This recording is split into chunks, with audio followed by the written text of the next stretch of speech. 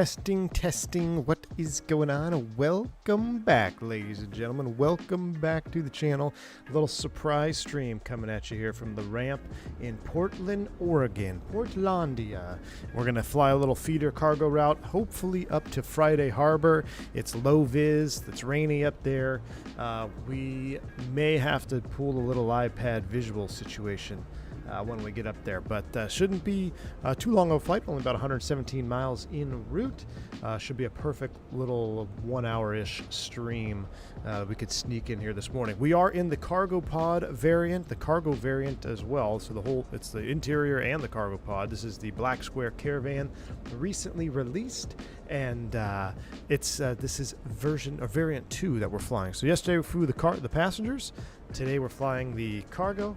And then the next one, hopefully, we'll fly the water variant, which should be pretty cool. One small disclaimer, in about 15-20 minutes, I got to actually run next door, pick up my breakfast and a little bit of coffee that I ordered. I wasn't going to order it, but then I decided to order it because we might need it for this flight. So I'm going to do that here in a little bit, but let's get this airplane fired up, ready to go. Carlito in the house. What's up, man? Good to see you, dude. Dropping the 5 gifted memberships. Carlito, my man, I appreciate you. Very, very kind of you, sir. If you get a membership from Carlito, shout him out, say thank you on this wonderful morning. It's a pleasure to have you on board, and thank you so much, man, for spreading the love here at V1 Nation. Digital Merc. I was wondering if you were going to pop out of the woodwork this morning up there in your neck of the woods. My first trip in this bird was CFS from Portland to Reading Municipal, or what's RDM? What's RDM? Not Reading. That's awesome, man. Very cool, Digital Merc. So yeah, I was actually going to go what was it? There was another airport south of here, Port something, that had some really good weather, but I figured we'll try this one. I'm going to try really hard to get into Friday Harbor. We shall see. But right now the viz is pretty low, and I think there's only an NDB and a GPS, and the visibility is like quarter miles. So we're going to do freight dogs. Freight dogs going to do freight dog things on this one.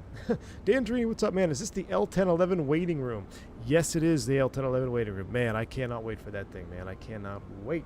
Is that a published approach? 357 Bravo Sierra cleared for the iPad visual. You know what? Hit the like button if you ever flew an iPad visual approach back in your day. So we don't talk about those here, but allegedly.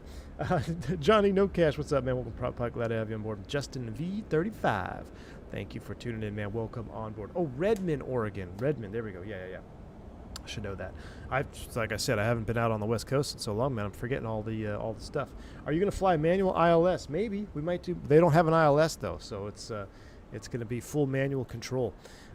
Eating breakfast while hand flying an NDB to Mins, the only way to do this. That's right, Classic Jet Sim Pilot. That is the only way to do it. All right, we pulled the chocks and covers off. We got everything looking good out here. Got all the cargo doors open, ready to receive the cargo. We'll come around the tail here. We'll make sure our tail lock is down. Just finished a cargo run to SJX and the 208. What a blast. Heck yeah, man. Yeah, there's our little rudder lock. There we go. We've got that down. I think I still have the control lock engaged, but love the little caravan feeder with no windows. It looks pretty dang cool, man. It's just such a little workhorse of an airplane. Absolutely love it. T-Tut Company is in the house. What's up, man? Loving this plane. Found myself buying my first set of bush strips to fly around. Oh, heck yeah, man. Great sceneries. Absolutely, man. Absolutely. Well, I'm glad you're enjoying it, T-Tut, because I'm enjoying it too, man. It's so different, man. Low, slow. This airplane is extremely slow and low. Not a lot going on. Just no gear, But it really is an enjoyable, immersive experience. So I am enjoying it. You're going to end up doing this job IRL in Costa Rica, Turk. You know what, man? You're not wrong. You're not wrong, my friend. You are not wrong. Let's go ahead and get the.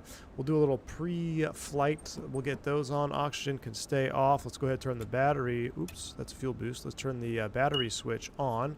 Those go ahead and cancel each other out. Bleed air switches are all in, off. That looks good. We'll throw the, let's throw some floodlights on here. I haven't seen this airplane with any lighting yet, so this will be kind of cool to get some night lighting in here. Put you on battery. Battery looks good. Let's go ahead and put on the that's nav and beacon.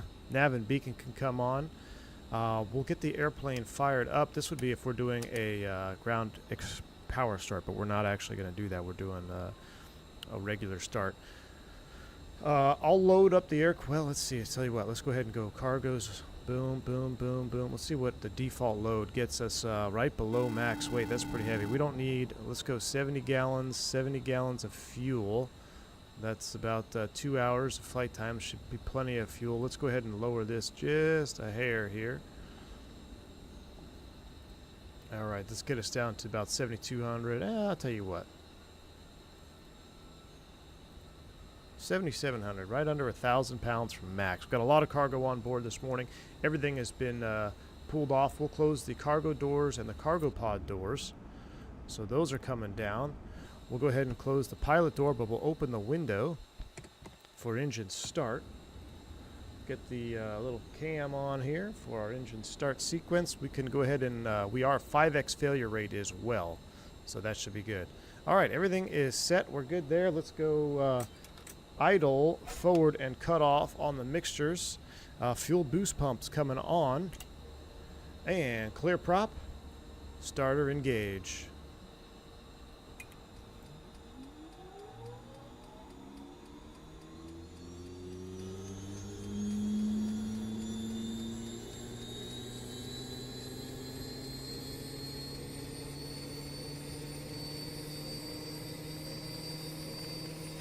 Low idle. Light off. Temped out around 650 this morning. 40% starter cutout. XPT rolled back. Nice and stable on the start. Let's go generator reset on. Avionics on. We'll close the little window. Everything else is booting up here. V2 plus 10, what's up, man? Thank you for the 70 Azar. You haven't caught a V1 stream in ages. Hello, Captain. Hope you're well. What's up, man? I've been gone, man, so I haven't been streaming. I've been gone, so it's good to be back and do a little stream. We'll go fuel boost back to norm as well. Fuel boost back to norm, a little post-flight. Cruise altitude, we filed 8,000 feet today, so we'll get 8,000 dialed in here.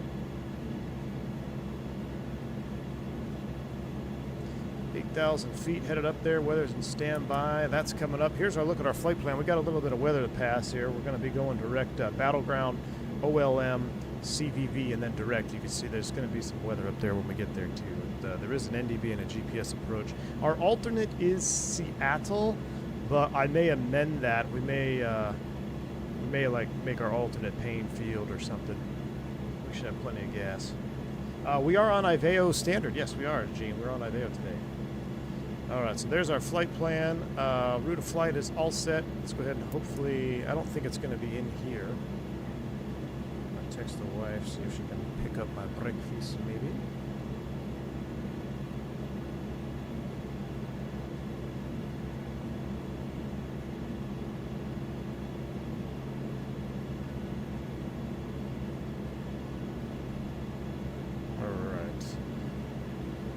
We'll squawk 2,000.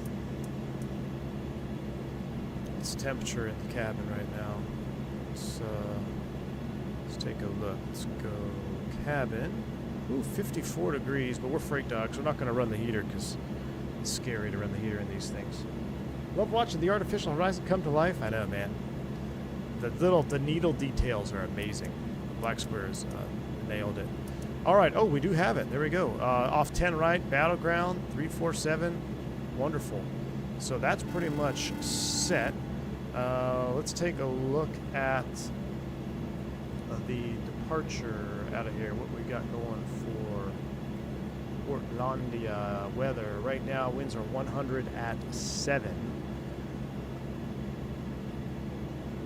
100 at 7. And if we look at the airport diagram, we are over here at the central ramp, and we're going to blast off 10 right at Charlie intersection. So it's going to be a super short taxi. We'll take Charlie intersection, 10 right for departure.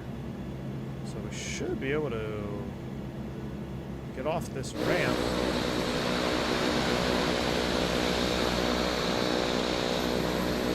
I think it's right there, right? Where are we at? Echo 4? I thought we were at Central Cargo. Oh yeah, here's Echo 4. Oh, you know what? We could take 2-3. We'll take Echo 4 Echo. Yeah, we'll get up there. We'll find it. There's 10. I think, right? Oh, I love the beacon flash. AJ, what's up, man? Did you get to hear it? Why is there Chevy in the shop? Oil leak, man.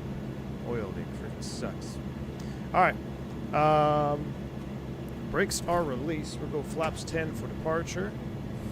Whoa, easy there. We should hold on the brakes. And let's go ahead and run all over these. I'm going to run over this little guy here. We'll set our CDI course heading to, or excuse me, our heading to 100.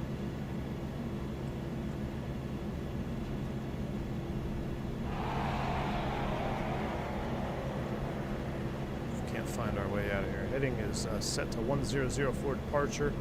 I'm pretty sure we come out here and make a left. We're leaving Central Cargo right now. Let's see what taxiway we stumble upon. Let's see, that is Fox and Charlie. So I think we can go this way and then cut over, if I'm not mistaken. Sandman, what's up, man? Good to see you, dude. He's back. Hope all is well. BlackSquare is the GOAT. Dude, it is, man. BlackSquare is the GOAT. Absolutely. Undisputed GOAT, my man. We'll get the recogs on while we taxi on out of here. We'll make a little radio call as we exit the ramp. Portland traffic. Actually, we should be on 22.8, rather, right? Let's go ahead and fix that real quick. Just in case there's anybody out there. I don't think there is. Portland traffic, Mountain 357 going to be taxi runway 10 right for departure, the intersection departure off Charlie. Portland traffic.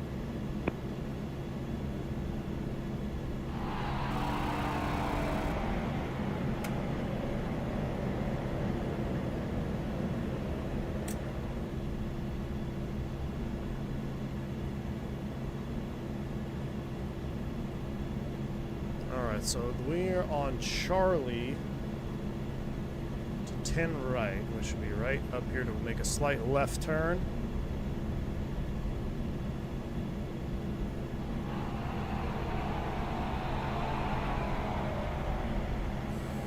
It says right here, 10 right, 28 left. This is be our spot right here. So we'll come to a stop. Set the brake. And let's see, so our weather radar is in standby, that's good. 2,000 on altitude, 8,000 is set. Course line out of here, we'll redirect it, but it's roughly going to be about 353, which is set there. We're in GPS, that is good. Magic Barrel Ref has been updated, that checks. What is our first frequency, just to have it backed up? Battleground. Our first freak is 116.6, so let's go ahead and flip you over, get you dialed in so we just have an idea. 16.6, boom, we're pointing towards it. And to also back ourselves up, what's next? OLM.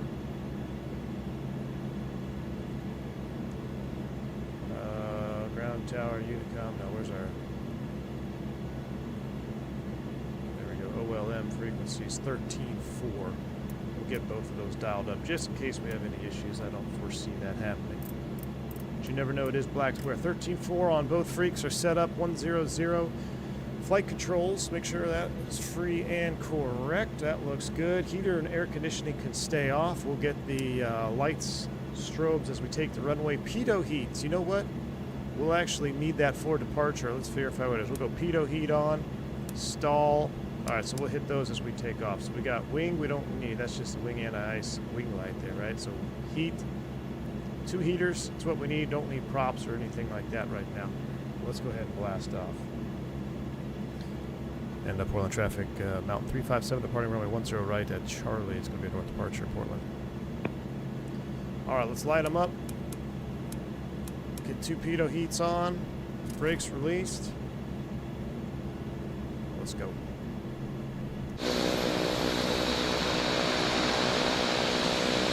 We'll also check fuel balance, make sure we're on the fuller tank, which, well, we got both on right now, but we are balanced, so we'll take a look at that here when we get airborne, make sure we're burning from the full tank.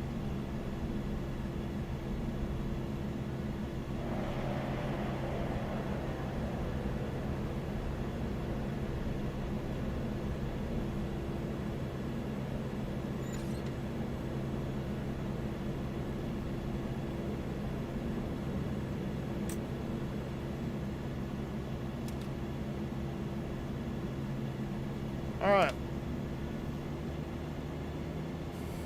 Runway 10 is checked. Captain B, thanks for the $5 super chat. My Chevy has an oil leak too. Was your leak located? Yeah, it was, man. But they had to split the cab. It's been in the shop for like 6 weeks. It's absolutely awful. The day I paid it off, I took it in for a oil change, and then I haven't had it for 6 weeks. So, story of my life. Thanks for the $5 super chat, my man. Appreciate you. All right, who's ready to go flying? This ought to be an interesting flight. All right, we're on altitude, squawking 2,000. Power's coming up. Nice and easy. Brakes released. And let's get our takeoff power in there. Takeoff power set. Airspeed's live. Gosh, I love the needles and the BlackSquare stuff. It's so great. Plenty of runway. We'll take it all the way up about 75 knots. She's ready to fly. Whoa, that was an interesting stutter. There it is. Positive rate. No gear to go gear up. Oh my gosh. I see why you guys are in love with this airplane. The hand flying is so smooth. A little bit more trim in there. No runway remaining. Coming through 90 knots. Flaps up. Trim, trim, trim. Wow, what a beautiful departure this morning.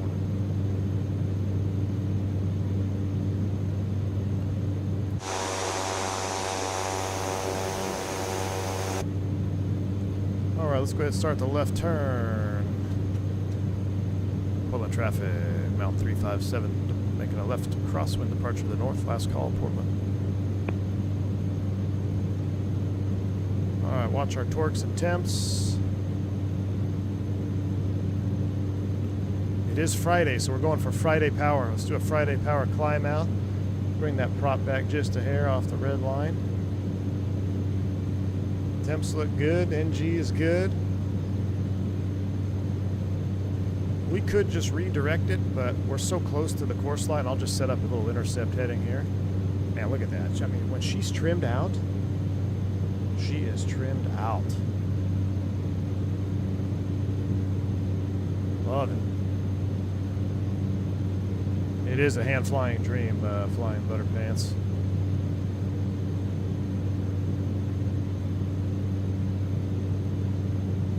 Jungly Sim. Jungly, what's up, my man? How you been, buddy? Oh my gosh, Junglies, it's been too long, my man.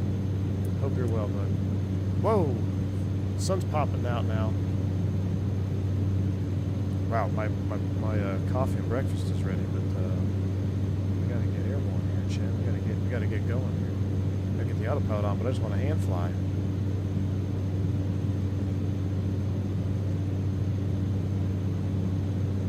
I mean, that is, the hand flying on this thing is, it's one of the best, dude. I'm shocked. I'm actually shocked. It's one of the best. I mean, maybe it's the best in terms of, like, just the Caravan is just such a docile, forgiving, friendly airplane to fly, you know, and it's really been Nick really captured it. All right, let's take a look at our fuel here. We are left tank heavy, so let's go fuel boost on. We'll do kind of our little cruise check. So we'll go right tank off. I saw T-Tut asking about oxygen. When would you use oxygen? That's really going to depend upon your SOP. But for this particular flight, we're not going to be using it about 8,000 feet. Now, if you were going, depends if you're operating 135, Part 91, whatever it may be. But generally, if you're going above 12.5 for any length of time, you're probably going to want to turn that oxygen on. Now, how it works in the Caravan is I'm imagining this is like you would have your oxygen cannulas or whatever, or your oxygen mask that is hooked to the aircraft, and that's the main valve. It's not pressurizing. When that oxygen lever up there doesn't mean it's oxygen pressurizing the cabin and you're breathing oxygen in the cabin. It's to a mask that would be mounted in the cockpit here somewhere, or little nasal cannulas. So at my operator, when I flew freight, they didn't pay for that function. So they ripped out all the oxygen bottles and the main levers and everything. So what we would do is we would actually carry, if you were on the Reno run, you would actually carry an O2 bottle and the little nasal cannulas with you, and you'd bring the whole thing into the airplane. You'd sit it next to your seat next to you when you went up above 12.5, or actually for us it was 10,000 feet at night, above, or gosh, I can't remember. I think above 12 at night and above 13.5 during the day we had to have oxygen. But there was only a handful of routes that actually required it when we were flying the Pistons, and that was the Reno. Reno was one of them because you had to go up over the mountains. We are a little out of trim. Let's go a little, wait, hold on, that's aileron trim. I don't want that. I want a little bit of rudder trim in there. Oh, that's aileron trim. Let's my aileron trim off a little bit. Whoa, chat, we gotta trim it out here. See that climb power, a little bit of a, that will affect your fuel burn.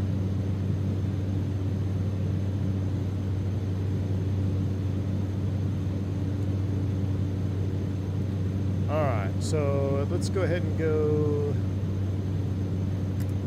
altitude, arm, and heading vertical speed. Oh, heading vertical speed. Let's do 700 feet. And we're going to go ahead and cycle to the next waypoint right now, actually. So we'll just stay on this heading. And we can actually flip. We're going 13.3 next, which is going to be about 330-ish. I gotta fix this trim here. What's going on there? Which one? That's my rudder trim. Why is my rudder trim off? There we go. Rudder trim. Aileron trim should be neutral. And now we're on our next segment. It's gonna be 335.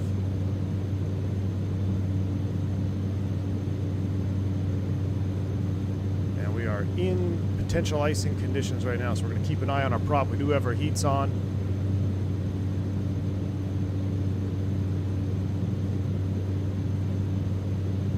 We're at roll mode, not heading mode. There we go. Let's go ahead and engage heading mode.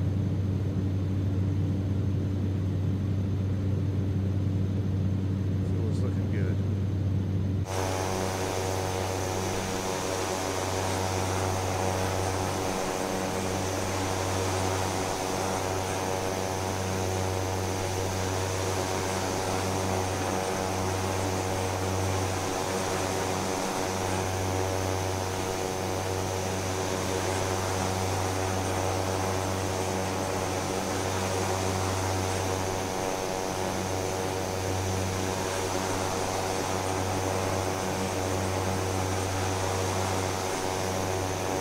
Alright. Here comes, we need to get the heater on. So let's go bleed air heat on, temperature up a little bit. Mixing unit, let's go ahead, ground pool, flight push. So that's pushed in. Aft cabin, we don't really care about that. Defrost maybe a little bit. Alright, there's our heading. We can actually nav it up here with GPS nav, so she's captured. Fuel is almost balanced here. We should be making a right turn. There we go, right turn. Keeping an eye on our torques and temps here as we're climbing up 50 degrees in the cabin. Where's our OAT gauge in this bad boy?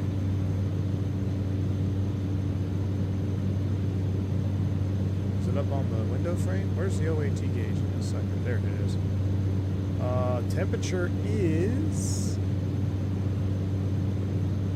yeah, right at 8C. So it is potential icing. There is potential for ice. We keep an eye on everything here. How's torques and temps? There's our 1,000 to go to 8. Let's go ahead and increase the torque a little bit. Torque is falling off as we climb. That is accurate. Good. Get a little bit more torque in there. Friday power. We should probably turn the weather radar on. Let's see what we're painting down there.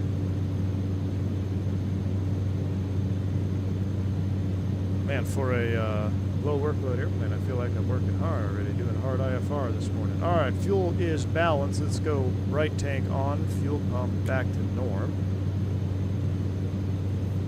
500 feet to level off. Do we need to do a boot cycle just to see if it works? Let's see. I'm kind of curious. Boot. Oh, look at that. That is so cool. Definitely getting a boot cycle, see how they're inflated. Ribbed for AJ's pleasure. And there they go back in. And then now we're doing the wing strut, inflate. Very cool. Got to watch the torque and ITT on that too, I believe, right? 200 feet to level off. Let's kill the big lights. It's just making it harder to see out in front of us.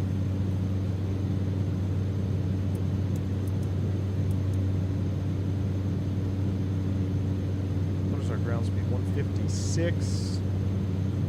All right, here comes 8,000. Let's make sure she levels off. Watch out for ice bridging. I know, man. I know. Ice bridging is a thing. Don't let anybody tell you it's not.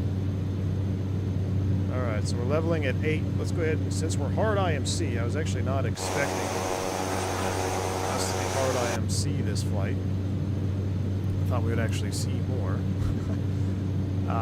Let's go ahead and let her stabilize. We'll get a nice high-powered cruise power setting here. We're going to pull Friday power, 1900 on the torque. Bring that prop back about 1900 as well. It's getting dark in here. Look at our ITT is right, and we're actually right towards the limit. Bring that torque down.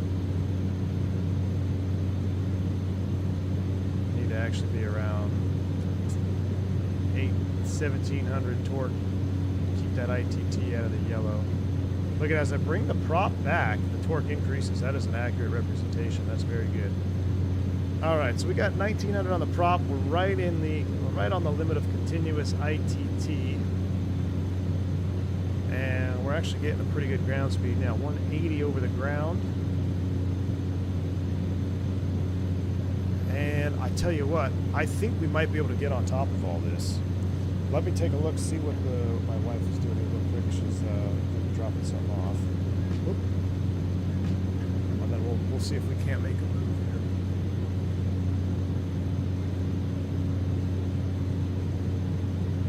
All right, I tell you what, let's step up to 10 thou. Let's see if that gets us on top. We got to be mindful of of our ground speed and wind too. Let's see if the wind. Right now we're doing 182 over the ground. All right, let's go up to 10. So we'll arm that, and we'll go to altitude for vertical speed, 500 feet per minute, nice and easy.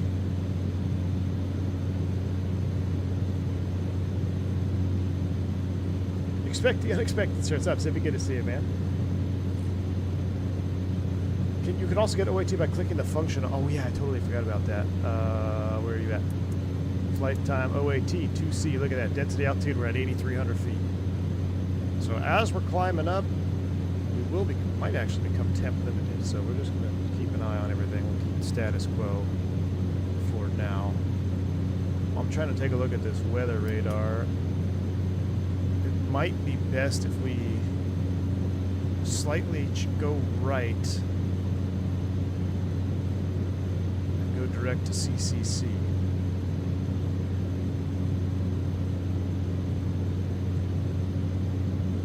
Let's do that. Let's cut the corner.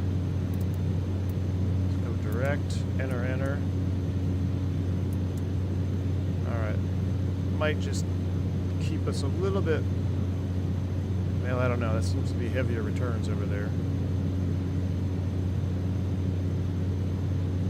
48 minutes. Really? Is that slow? Can we get? Hopefully we don't get ice on the cargo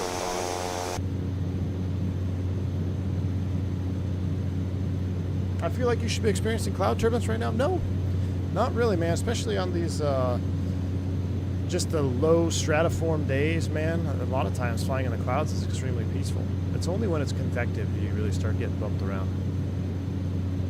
It's basically a 172, indeed, Brian Valdez. It absolutely is basically a 172.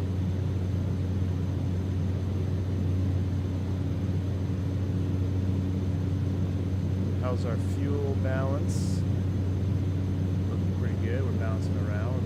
I just want to get on top of these clouds, though. Keep an eye out for any ice accumulation. I don't see anything. There's our 1,000 to go. It's almost, I could see we're almost breaking out. When's the L1011 coming out? Ah, man, I don't know. Hopefully soon. Hopefully next week. I have 4 days off next week, so I would love to see that.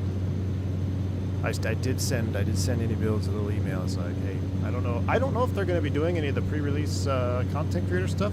I mean, I couldn't watch the live stream on Twitch for some reason, and I tried watching the VOD of it, but I couldn't watch it. Yeah, I don't know. It's just I don't have Twitch, and I'm not very familiar with it, but for some reason I couldn't get it to work. But I did watch their 48-minute video. I cannot wait, man. Yeah, the auto import of the INS waypoints is going to really help, I think, a lot of people not get over their fear, but I feel like if you don't have an import feature for an INS system like that, it's gonna it seems daunting, because it is daunting. It is a lot more work to do. Just think of, you know, flying the Felis with that. You know, when we do our SIVA INS all the time, it is a lot of work to do a long flight when you can't import anything. So by any builds incorporating an import feature from SimBrief, but still keeping it semi-realistic with only nine waypoints at a time and batch loading, I mean, I really think it's going to be the sweet spot.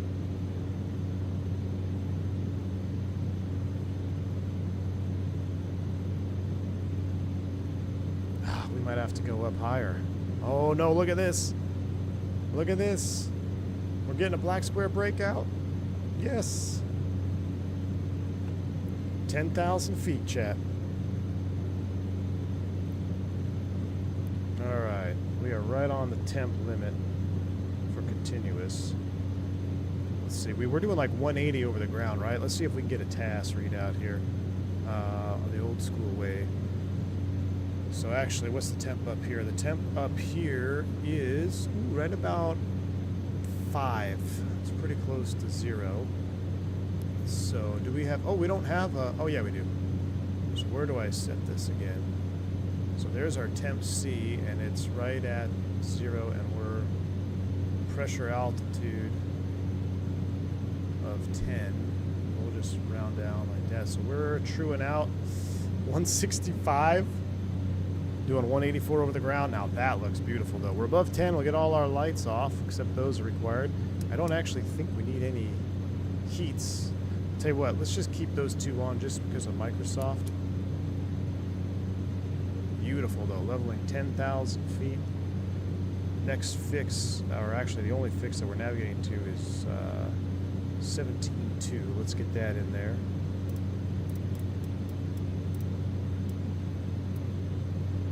Alright, 17.2. We're not picking it up yet.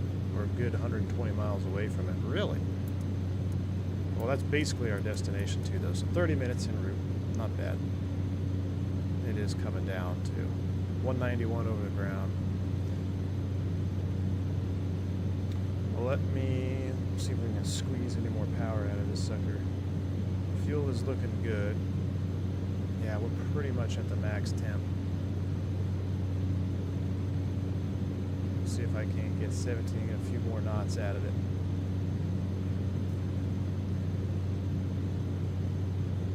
Alright, she's set there. Let's take a look at our cabin. About 59 degrees. Warm it up just a little bit. We do have the bleed air running.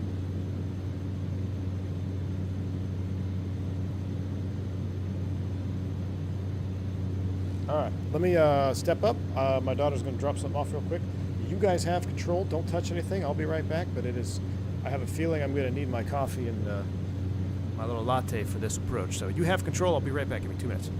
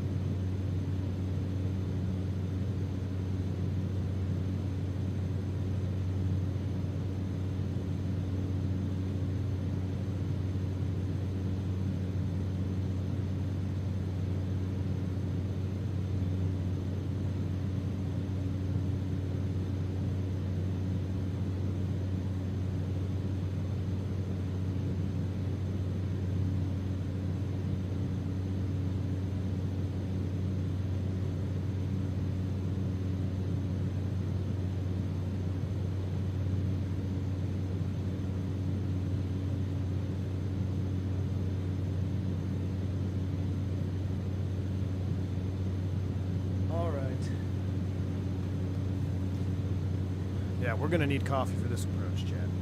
We're ready to go now. If Felix ported a 742 into Microsoft, he'd be a millionaire. Yeah, I would agree with that. I just like the fact that we have that it's been done now. You know, Tolis is the first dev to really, I guess, bring something over from X-Plane 12, or they had it, but I'm sure it took a ton of work because it's not like it's the same SDK or anything. They have to basically rebuild everything. But who knows? Maybe some of our old classic devs that we really enjoyed back in X-Plane days will start maybe making moves. I mean, look at any builds. I know AJ Ferrari is anti any builds, but when you look at what any builds did in X-Plane 11 when they came out of nowhere and dropped that A300, it was at amazing quality, and it set a new bar essentially for X-Plane 11 at the time. So now Tola's coming over. Who else is over there that we like? Felix. I'd love to see Felix make a move. Oh yeah, this coffee it's going to be crucial. All right, I feel much better now. Career Trap, what's up, man? ATA livery goes hard, dude. I can't wait for the ATA. I really hope they have a ATA by default, or they hire Whiskey Throttle to do an ATA livery, because that's. I even have the ticket. My mom sent me a picture of, like, 'cause, you know, back in the day you made like little scrapbooks and stuff, but she made a little booklet of our trip. We went to Hawaii.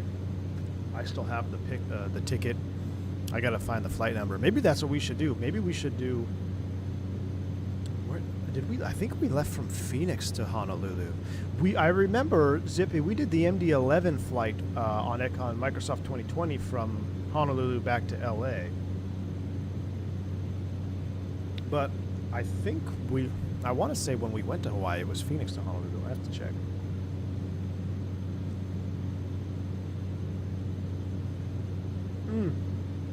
Oh yeah, this is where it's at.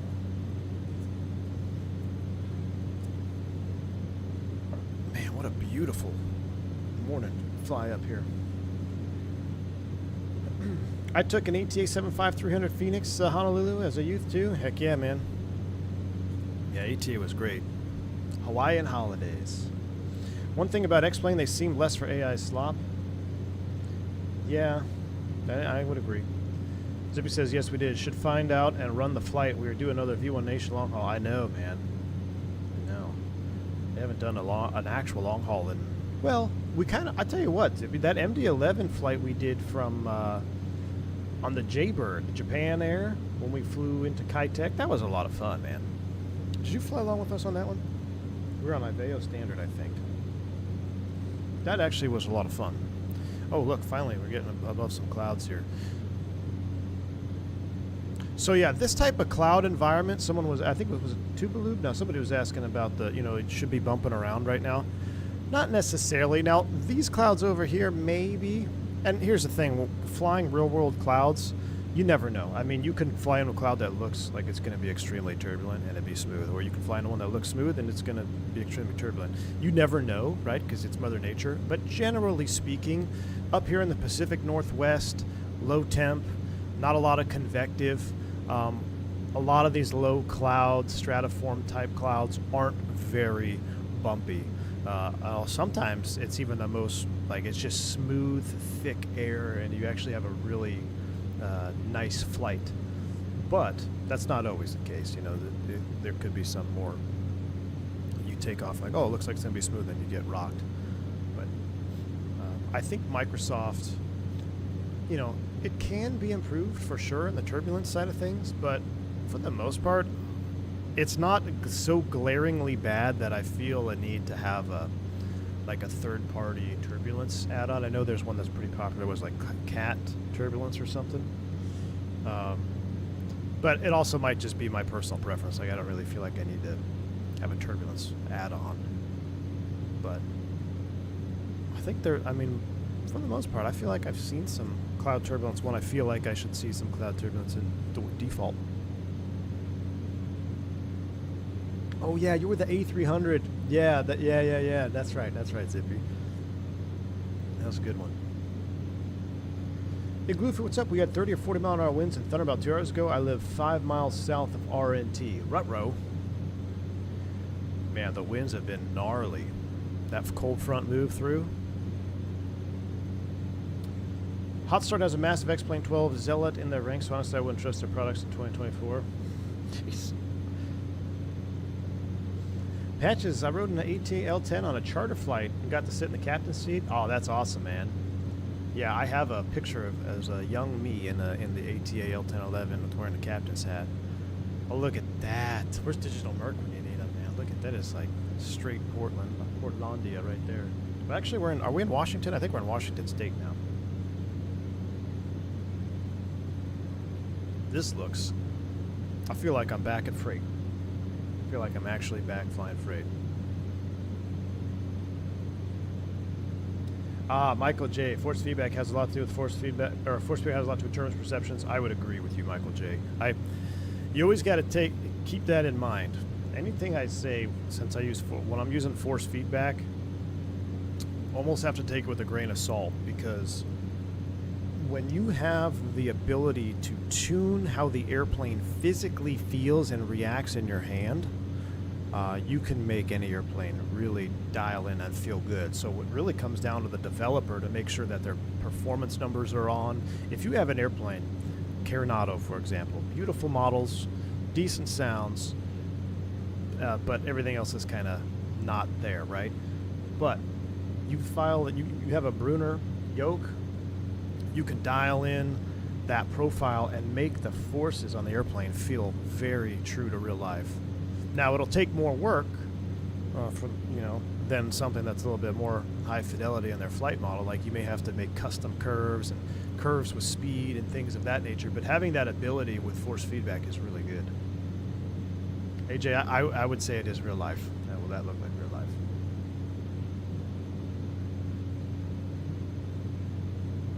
Neil, what's up, man? Says, as a C208 captain, this BlackSquare is legit. Nice, man. Well, that's good to hear it. Yeah, I am not a real C208 driver, but I would like to have Pacific Wings livery pack, because that was my opportunity to fly the Caravan, and I didn't get hired, so I'm still salty if you can't tell. Let's take a look at our fuel balance. We're bouncing around. They're still pretty much, we're almost there. Need a little bit of left rudder trim. Just a little bit. There we go. One click to the left. Maybe one more. Center up that ball. We're kind of bouncing around here. Keep that ball nice and center. Let's go boost on, and we're right side is just a hair low, so we'll go right side off. Keep the boost light on.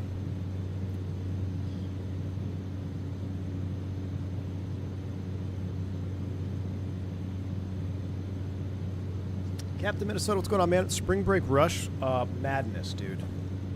I have never seen the lines as long as I saw them the last couple of days. Now, for pilots and anybody really flying in the southeast, especially Florida, the Florida spring break lasts about a month, because schools from all over the country let out at different times, different weeks, right? So the spring break rush is still going on if you're in Florida. In San Juan, there were lines outside of the terminal. In Chicago, there were lines. I'd never seen so many. I don't know if I've seen a line longer in Chicago than I did on, I want to think what day it was. Was it Sunday? No. Sunday or Saturday. I walked into the terminal, and the security line was S-turning through the entire terminal all the way to the doors. So it was, probably a 2 hour, maybe longer, 3 hour. Now, it's kind of hard to tell in Chicago, if you've been in Chicago recently, at least on my side of the airport where I was going in. There's a lot of construction going on, so it's kind of hard to tell how long the line truly was, just because there's a lot of space that's blocked off for construction. But just the sheer amount of people that I saw in there, it was, there was a lot. There was a ton of misconnects too. We were booked full, actually overbooked, but we were missing you know, 30 something people at departure time, because I could only imagine they were all just waiting to in security or trying to get in. So with TSA not getting paid, yeah, that's the other thing, AJ. So TSA is not getting paid, right? So you have a bunch of things happening. You got TSA not getting paid, you got spring break, and then you throw the weather system that moved through, and that was a massive weather system. That thing moved from Chicago all the way to Texas. I mean, it was a huge frontal boundary. I mean, even south of Texas. It went, when it got to the East Coast, it was all the way up in Boston, straight down to Miami. I mean, there were thunderstorms down to Miami and lake effect snow up in the north. But it's pretty gnarly. I did get out of Chicago, though, without having the anti-ice, or de-ice, rather, Joe Plains. So good to see you, man. Hope all is well. Didn't have to do any de-icing. Are we picking up CCC yet? Negative 17.2. Oh yeah, 70 miles, 22 minutes. We'll start planning our approach here soon. I wonder if Houston is bad. We'll be coming back to May 2nd. I don't know about Houston. I know was it San Antonio or Austin was real bad? Austin was real bad too. How are we looking on fuel? I'm gonna burn it. I'm gonna burn a little bit longer on the left. The right tank seems to be burning a little more than the left. I don't really want to climb up anymore. You can see here on our radar, though, this is actually a pretty good. We're missing all that red. You can see we're starting to get bumped around a little bit here. So we'll stay direct CVV for now. Keeping an eye on our boots, make sure we're not picking up any ice. We're pretty much prime icing condition, right? We're 0C. Yeah, well, just a little bit worried about like 2 to 5 C outside. Oh yeah, right. Minus 2 C. Moisture. 63 in the cabin. Let's cozy it up a little bit more, shall we? Digital Merc likes to be cozy, so we'll warm it up.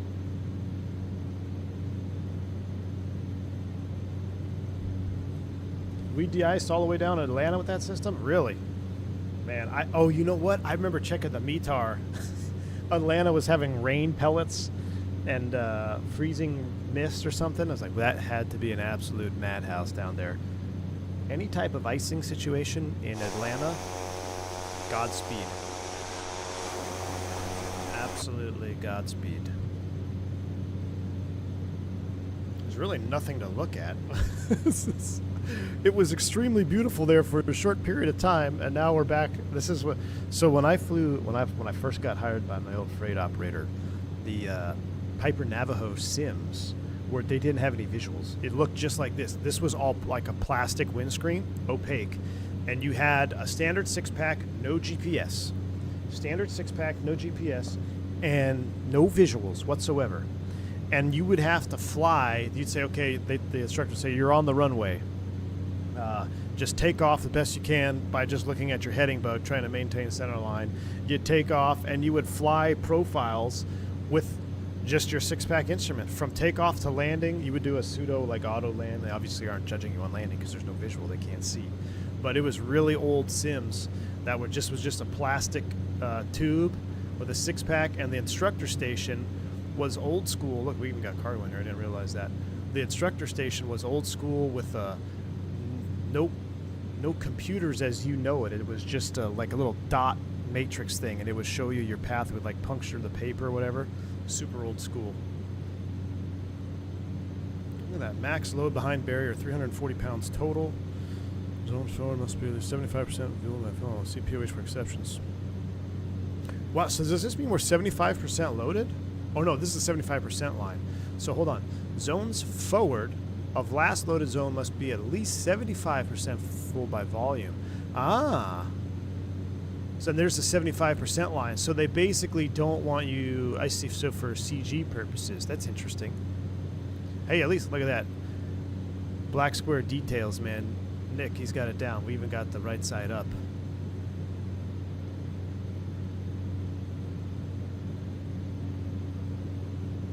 I'm half tempted to step up to 12,000, but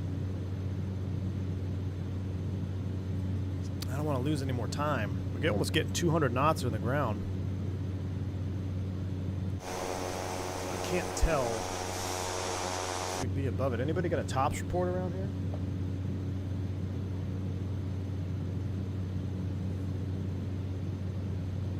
It's really unsettling to be on the suit by rail. Feels like you're turning when you're not. Way different than with Foggles. Brian Valdez, yeah, that's so. The best way to train for IMC is to fly an IMC with an instructor. Foggles are one thing, but when it's for real, it's different. So I would always, when I was an instructor, any chance I got, you can see here we're getting a little bit low on the left side, that's what I want.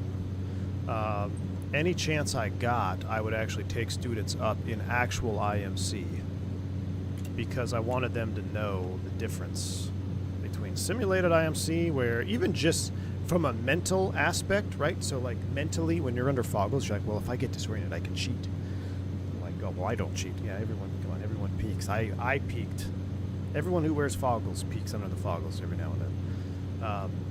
But when you're in actual, there is no peaking. So you've got to learn to fight the urge. And the best way to get comfortable with that is just consistent practice in IMC. Are there any C208s that have pressurized cabin? Not to my knowledge, Zephyr. Not to my knowledge. I don't believe so. Must be Turk's mom. Oh, AJ, he's not even here to defend himself. I remember being on the Frasca Sims and the Pipers. I flew in flight school. One instructor would make us try to land on approaches. Hated that so much. Yeah. Yep.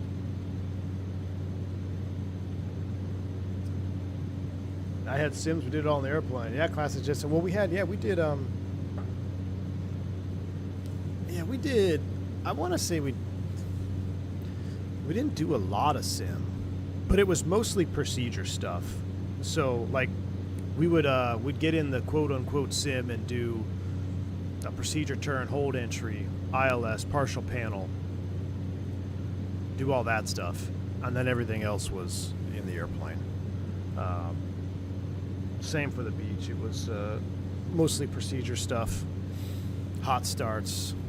Same thing with the beach, no visuals. The beach was even worse. It didn't even have a windscreen. It was literally just a panel.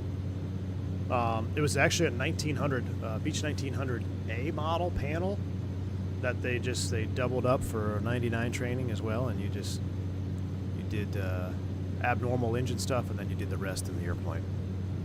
Wow, like finally. Yeah, see, if we stepped up another 2,000 feet, we'd probably get on top of it, but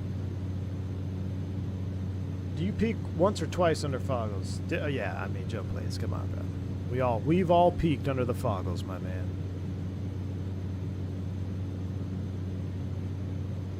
Dash 200 is close you got to the 99? Yeah, so the King Air, right? The 200 King Air? Very similar, man. The 200, so I have a little 200 time and actually a little 90 time as well. But the bulk of mine is 99. It's very similar to the 200. The 200 was just nicer, you know. The 99 without the cargo pod flew much more like a 200. The 99 with the cargo pod was a dream to fly, but it was interesting. Like you could feel that you had a pod and you were just kind of wonky. Sometimes the pod would actually ice up too, which I thought was interesting because there's no de-icing on the pod. But on the 99, the cargo pod would accumulate a little bit of ice. But that airplane was such a beast, man. I don't know if you know, but I told a story where I actually had asymmetrical icing in a 99. I didn't realize it until I was on the ground. I'm like, whoa. Got 3 inches of ice on one side and nothing on the other.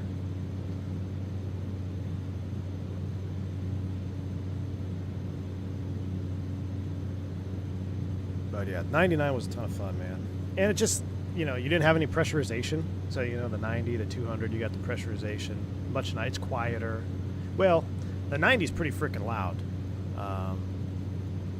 But the 99 was the loudest. That's what I have. I have tinnitus from the Metro and the 99 because on the 99, similar to this, so this is kind of an interesting. So with the Caravan, we have a door here, right? This is part of the design of the aircraft. In the Beech 99, the only door traditionally was back here. So when you loaded cargo, guess what? You couldn't get out of the aircraft. So what they did is they cut a pilot door out of the window. And when you cut the door out of the window, you modified the airframe to have a door here. That door would never seal. It would leak. It was loud. air, rain, whatever would always come through the door, and you also had your circuit breaker panel right below it. So I would actually carry a towel with me to cover the circuit breaker panel in case it was in heavy rain. It would actually leak in. I was like, well, having water leaking down the circuit breaker panel is suboptimal, so I'm going to try to remedy that. But because that window was there and the way the Beech 99 sits, that PT6 is literally right out of your window, and it is very loud. And you don't have all the insulation and stuff that the King Air has.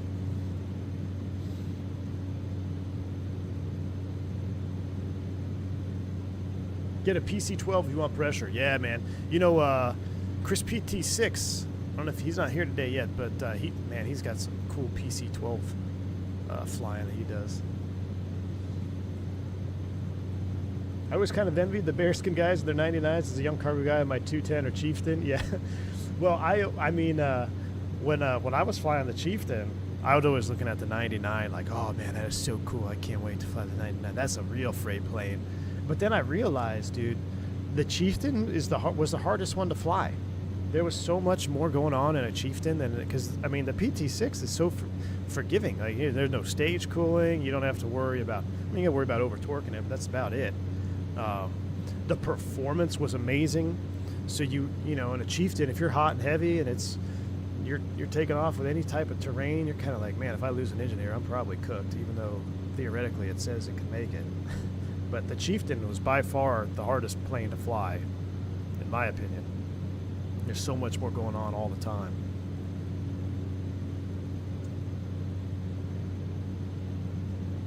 I wonder what BlackSquare will work on next. I think he said he's going to work on his 200 King Air. I might have to send them an email. I would love, could you imagine if BlackSquare made a Beech 99? I know the King Air would sell like hotcakes because everyone is popular with the King Air, but hear me out. If BlackSquare made a Beech 99, this is what for those that don't know what a Beech 99 is, you do a quick Google search. It looks like a King Air 200 typically, but some of them have cargo pods. But the Beech 99 you could fly it in airline service. So Republic Airways actually flew Beech 99, Chautauqua. There's a handful of Beech 99. It's actually called the Beech 99 airliner. So you could fly, quote unquote, airliner ops in a Beech 99. You could have a cargo pod variant, a non-cargo pod variant. You could have a straight freighter variant of the Beech 99. I mean, and you don't have to worry. I'm not going to say worry. Nick's not going to worry about anything with modeling because he's a genius. But there's no pressurization system, so I feel like it would be a very feasible project. Well, I mean, I don't know how. I'm sure it'd be a ton of work, but I just think it'd be so cool to have a high-quality Beech 99 because a King Air is great, but a King Air is what, charter, right? Mostly charter or EMS. But you know, there's no airliners flying King Airs, at least the 200s. You get a little bit of turb as we come out of the mountain, out of sea. So we're actually getting a little bit more, maybe a wind shift there or something. What's our ground speed? 193. It's gone down a little bit. All right, we're 30 miles out. We need to start prepping for this because this approach is going to be spicy. You fly the hell out of the Piston Duke? Yeah, the Piston Duke is. I love the Piston Duke. I actually really, you know, what airplane I am surprised I love it as much as I do is actually the Baron. I mean, I love the Baron in general, but the Baron non-TC from BlackSquare, it's a really kind of forgiving, less workload airplane to fly than something like the Duke. But the Duke is amazing, man. The Piston Duke is probably, out of all the BlackSquare aircraft, I still think the Piston Duke has got the most. Like, you get the most bang for your buck out of the Piston Duke. You get the winglet version, the non-winglet version, the turbocharged version, the standard aspirated version. The sounds knock your socks off realistic.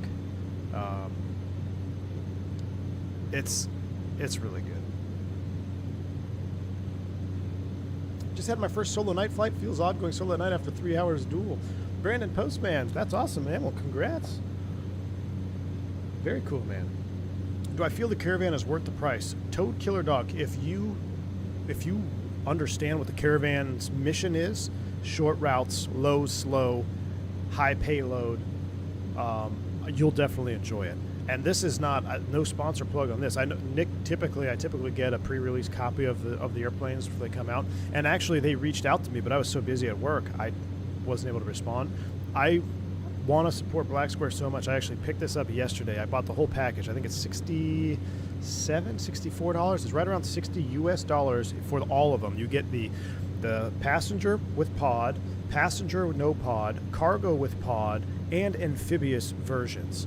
The sounds are great. The flight model is amazing. The fidelity is unlike anything else we have in the sim. So without a doubt, I think it is 100% worth it. Now, when it comes to the Caravan in particular, you just got to make sure you understand the mission it runs. You're not going to be doing, I mean, you can do long flights in the Caravan. You can fill this thing up and go for a while.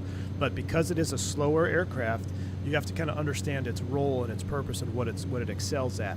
Shorter runways, you know, taking a lot of cargo at a short strips, high terrain, things of that nature. That's where your Caravan is going to excel at. And also having an amphibious version, I'm really looking forward to that, because up until now, any of the amphib stuff that we had in Microsoft 2024, it's like, meh.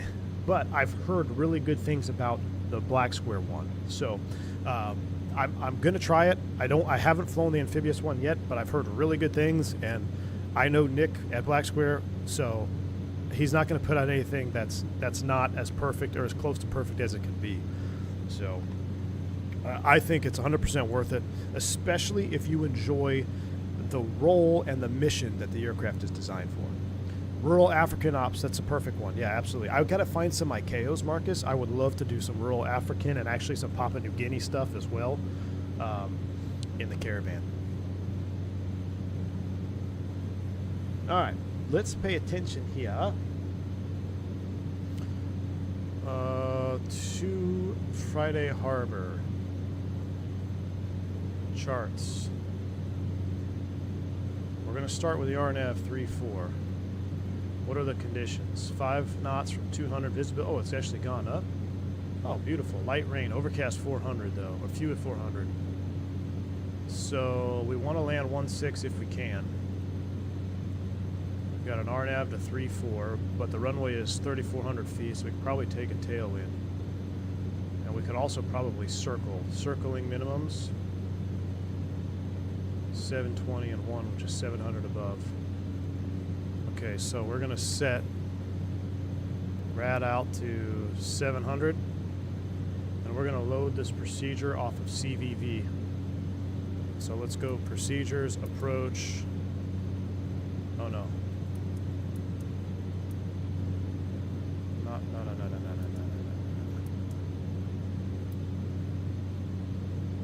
We need to go flight plan.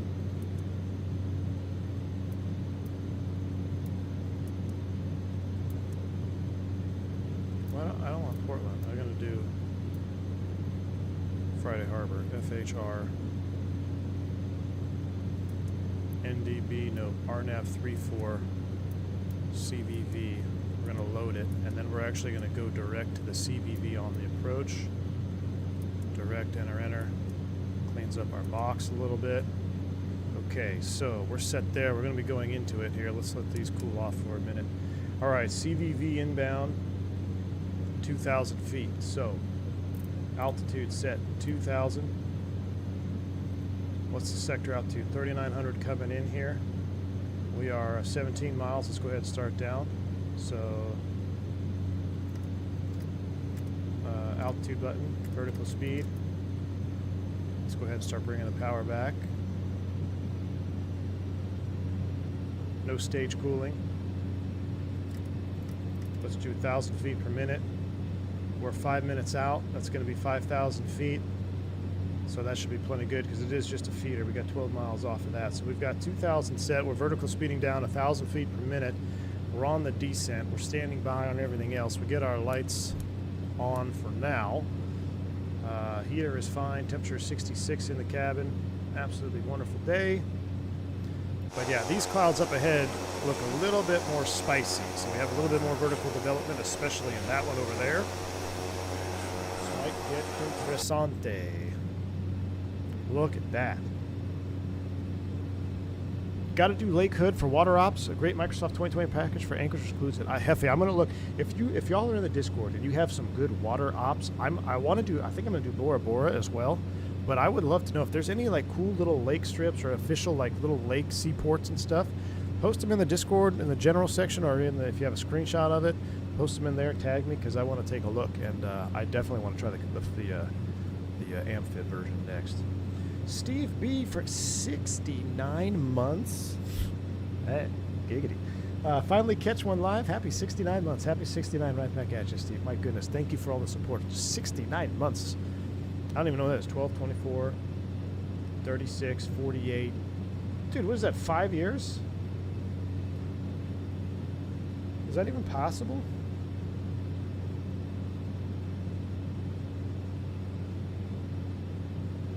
That's 5.5 years, dude.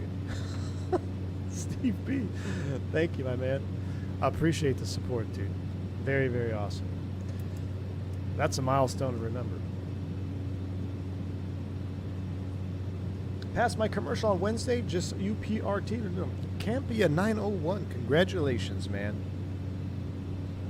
Congratulations. That is awesome, dude. Very cool. Commercial is done. What's next, Campy? You going to do IS instructor route, or are you going to do something else? Very cool, man. Congrats on knocking that out. That's a big one. That's a huge milestone as a commercial. All right, back into the soup. We'll get the heats back on. All right, 2 heats are on. Lights are on. We'll let the heater roll for right now. I've got 700 down there in this. Let's review this chart here since I don't use these very often. 2,000 basically all the way in. 2,000 at Defuca.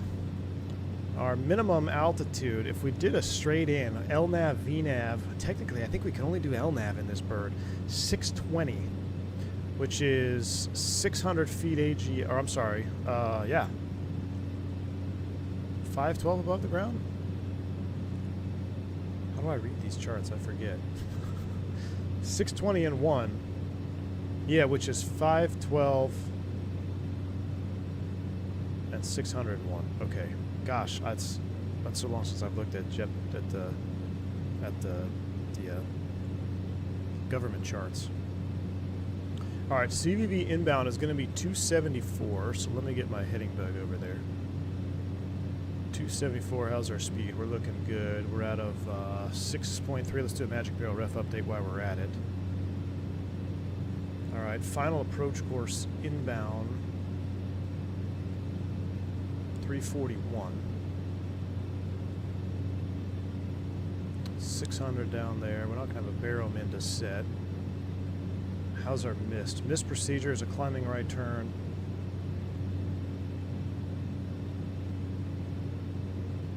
Climb 1,000, climbing right turn 5, direct to island and hold. Okay.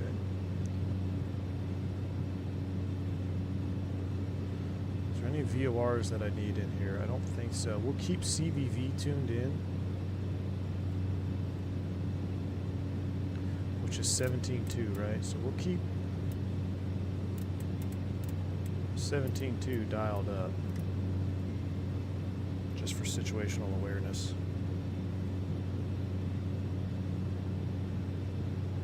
You know what factors use anti-ice? So in a caravan like this, low level, -10 to +10 C and visible moisture. So clouds are visible moisture. Right now we're right at the limit actually. So there's 10. So we're just below 10 C. So we're right at the outer limit, but we are within the caution range. So we are going to run anti-ice. Let's take a look at our fuel. Fuel is looking pretty balanced right now. That's good. Here comes the waypoint turning 274. Getting down to 2,000 feet here. Take a look at our time hack once we make the turn. But the reason that you have, +10, you still turn on anti-ice is because when you accelerate water, or increase in acceleration is a decrease in temperature, right? So as the airfoil increases the velocity of the moisture, which would then decrease the temperature. So even though the moisture, you may be flying through light rain or mist, but even though when that gets accelerated, either through a pitot tube or something like that, or around the wing surface, it can still freeze. So that's why you have that buffer. All right, we're in the turn. 4 minutes to J-Volk. J-Volk's going to be our IAF at 2,000, so we got plenty of time. We're looking good. We're at a 4. 3.9 for 2. Once we get stabilized at 2,000, we'll start slowing down for the approach. This is actually a WAS equipped aircraft, really? Or what, the 530 is WAS?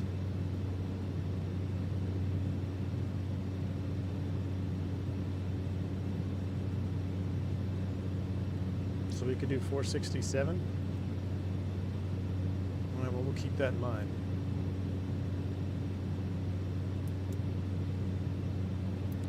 If I activate, are you sure you want to discontinue the approach? No. I'll just leave it. I'll just leave it as is. Yeah, we're on the approach. All right. What's VNAV? Oh, I didn't set that up. 1,000 to go. Where's the brightness knob on this thing? Brightness knob.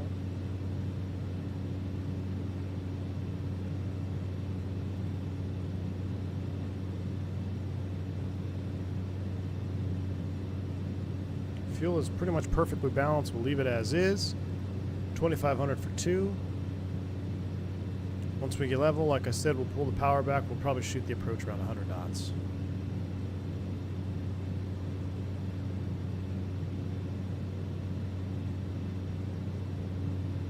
Still on, lights are on, everything is good, boost pumps, everything is looking good here. Alright, getting ready to level at 2,000 feet. Sounds are coming up. The flight recorder's coming on.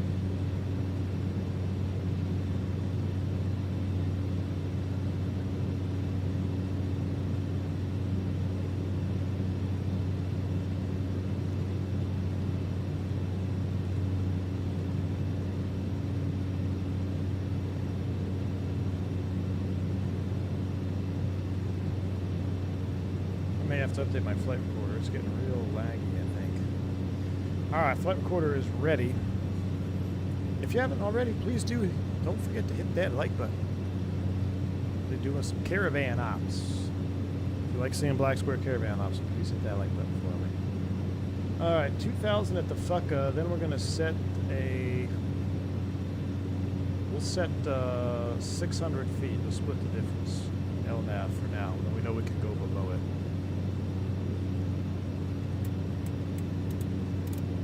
600 feet is set for now. Let's go ahead and bring some power back. Prop is pretty much going to stay there at 1900.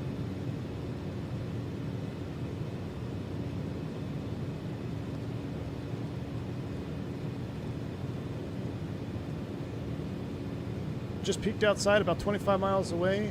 Just a soupy here. Nice, man. Alright, power's coming back, looking for about 100 knots. Sounds all the way up. See ground contact? Not really.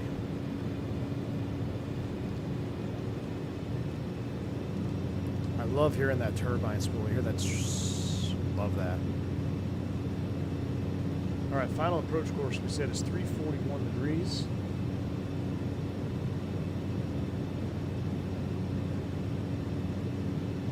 Minutes out.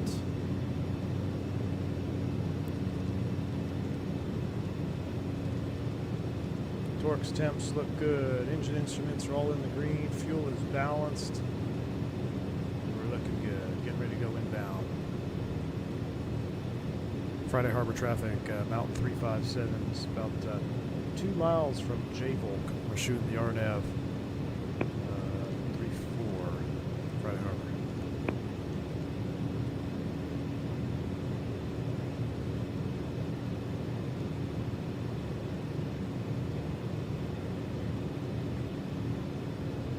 Magic Barrel ref update, looking good.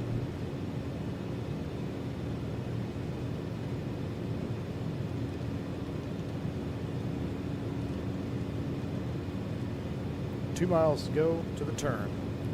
100 knots, airplane is looking good, stabilized.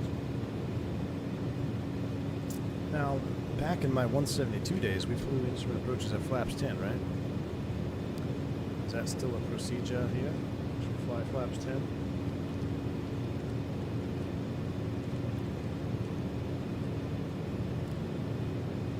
J-Volk inbound to Difuka, still 2,000. So once we make the turn, we'll slow to 90, flaps 10 maybe.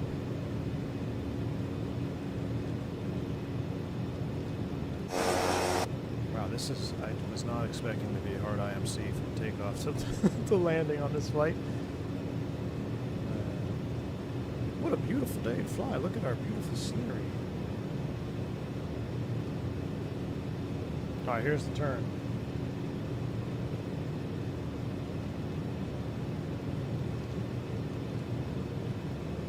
.341.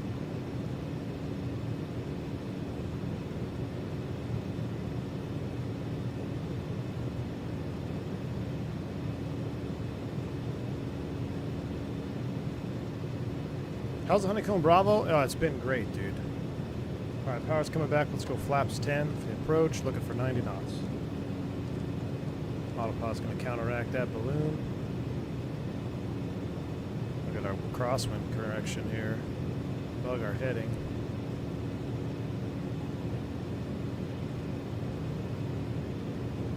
The Honeycomb Bravo has been single-handedly one of the best add-ons I have for Flight Sim. I love having all the autopilot buttons and everything for GA. The diversity of handles you can use, Blackbird levers, everything, man. It's fantastic.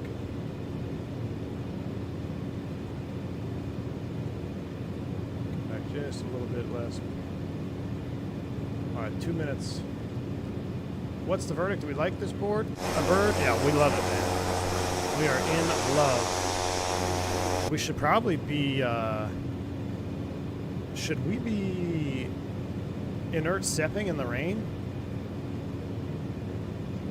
I think so.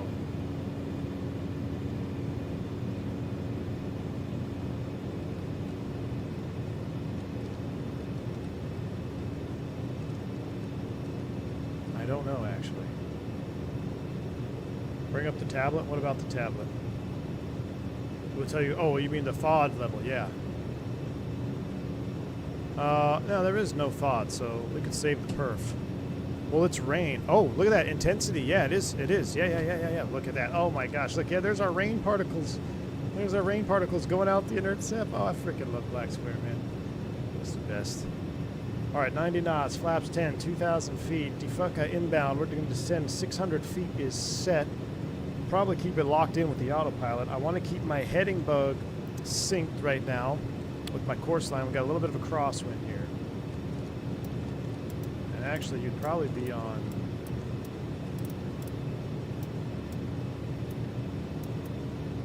Should be on nav 2, nav 3, 4. Really approach? Don't remember. It's fine.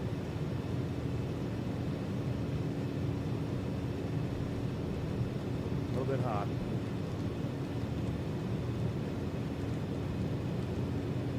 That's the wrong route, Arlen. Sorry, I got it. I had it pinned. Yeah, we're going Portland to Friday Harbor, but I didn't update the Nightbot route. Okay, I want to know how to calculate our descent point for the VDP. 3.2 threshold crossing. So vertical speed. We're going to aim for about 800 feet per minute. 700 feet.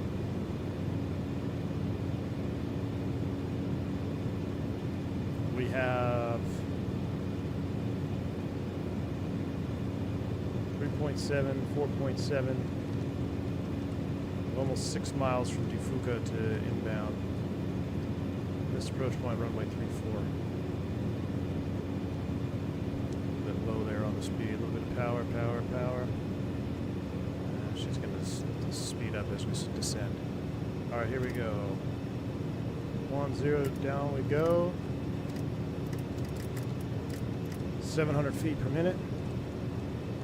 Oh yeah, LPV is available, bottom left. I see that, but I am completely unfamiliar how to run that.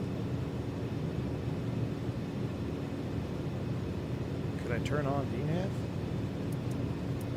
I don't think I have it set up. Oh wait, we're breaking out. Oh, I didn't start recording. Recording is on. Ooh, runway. I think I see runway lights. Watch the speed there.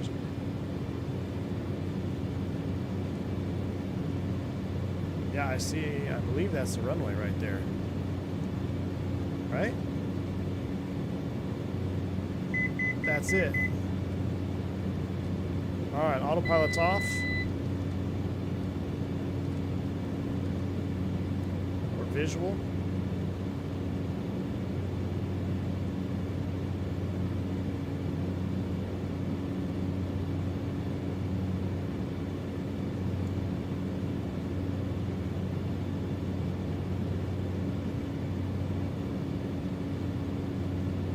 Friday Harbor traffic, remember Mountain 357, we're on final runway 34, Friday Harbor traffic.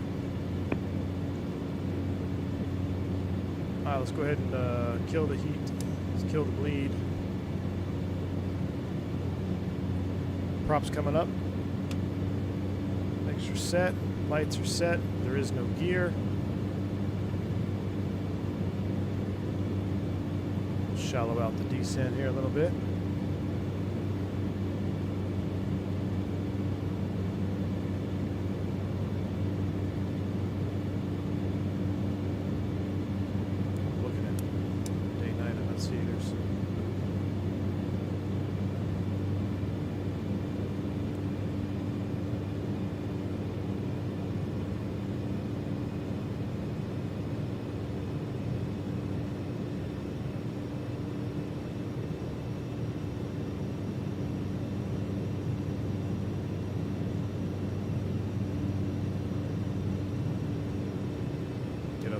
Profile a little bit low, correcting.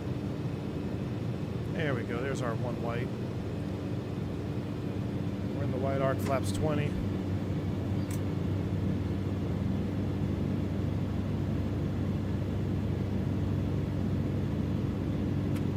And flaps to land. We're a little bit now. We're way high.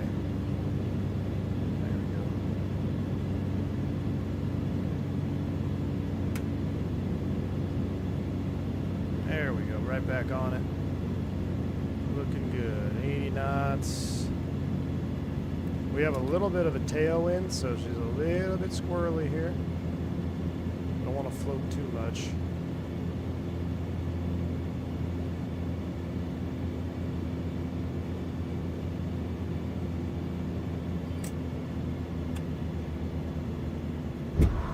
Oh!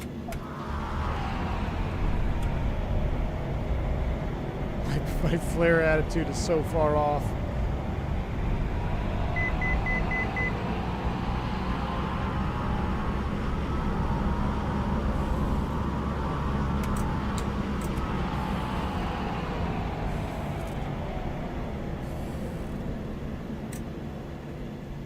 Whew. All right, we'll stop the recording, climb the hill. And we're going over to the freight ramp, which just assumes over here. Let's go ahead and clean it up. Flaps are coming up. Lights are off, strobes are off, heats are off. That's all good. We can actually go low idle now. Go ahead and kill avionics.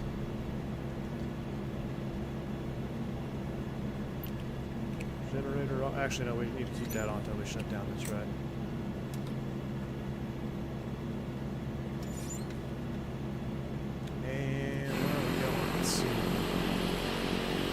Taking base of the tower here.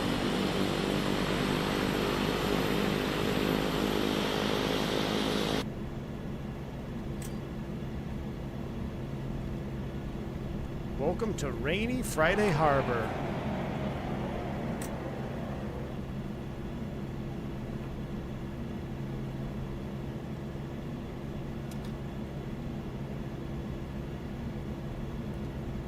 Let's see if we can't spin it around right here.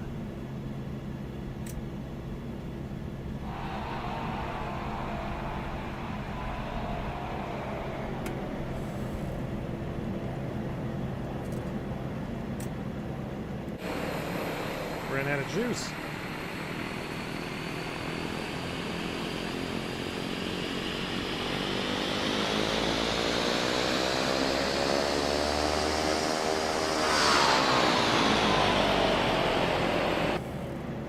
Alright, there we go. Park brake is set. Environmentals are off. Pushed in, off, off. Avionics is off. Open the window for shutdown sounds. Kill it. Feather it.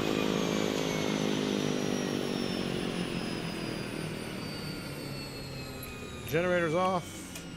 Fuel boost is off. And oh, that's just motor. Whoops, don't do that. Turn you back off. Battery switch is off. Ladies and gentlemen, welcome to Friday Harbor. What a successful little freight run. How much fuel did we use, actually? Hold on. How's our engine? Engine condition is still 100%. Looking good. Look at that. We still have, yeah, we've actually planned that pretty good. Only 3 gallons out of balance there. Looking good. All lights are off. All right, I'm going to watch the replay. I'm going to get out of here. That was a fun little early morning flight. I've not been here since FS 2004. This was the default. Was it? Wasn't there a default Friday Harbor? Was it? It wasn't FSX, was it? Maybe it was. Friday Harbor was like the default starting field, right? But this is the default one of 2024. All right, let's go ahead and I'm going to see what happens for replay when you're in shutdown. So I'm going to close the door. Close the window. So for replays, with my replay tool, all you got to do is put you back to low idle is fine. Prop is up. We want the battery on and the generator on. Avionics on. And let's see. Let's go ahead and disconnect the yoke so she doesn't freak out.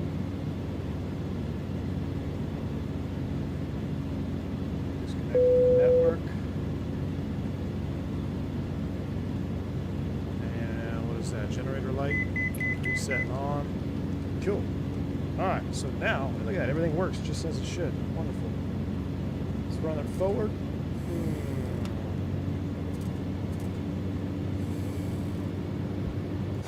We didn't get to see any outside view this whole stream, so.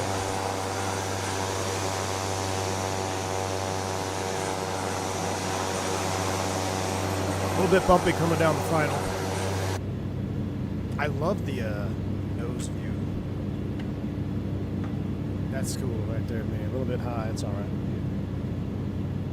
We need more BlackSquare stuff. It's the best. D-Doom, keep smashing the like button. The like button drives the GA content. So if you like GA content, prop stuff, citations, well, citations not really GA, but anything that's not airliner, I group into one category. The like buttons drive the algorithm doing that kind of content. So if it was up to me completely, I would just do it all the time. My flare pitch attitude is so off. Oh, actually, no. Ooh, a little bit of a hop.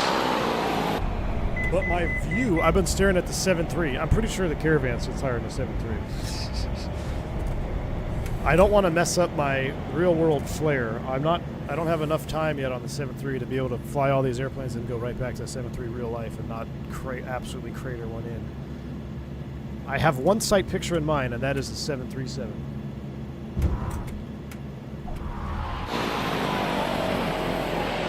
There's the one bathroom. It's really raining there. Let's see. I want to hear the flyover sound. So what I'm going to do here, we're going to do this. We're going to reset the camera. Reset. And then we'll do this. I want to hear the sounds on flyby. Setting you up just a tad. Zoom in, lock it. I want to hear the flyby sounds here. Let's see. Typical Caravan landing, to be honest. Yeah, I got to get better. This is only my second one ever. Actually, third one, because we did 2 last stream.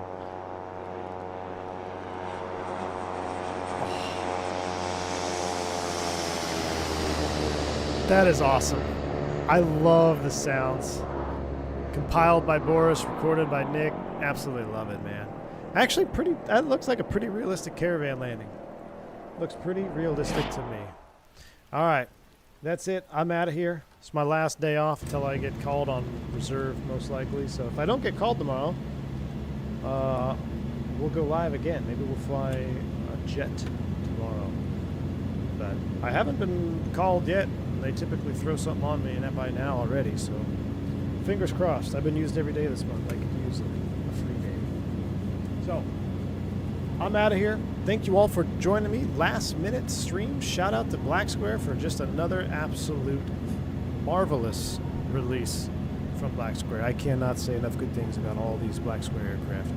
If you like props, if you like the caravan, don't even waste your time. Head over there and pick one up, because I guarantee you will enjoy it. It is a beautiful airplane to fly.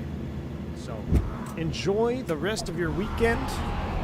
Let's all hope, fingers crossed, let's all hope there's a possibility of L1011 next week. All right? All right, I'm out of here. Thank you all for the support. We will see you on the next one. Stay safe, stay healthy. I'm V1. Soup!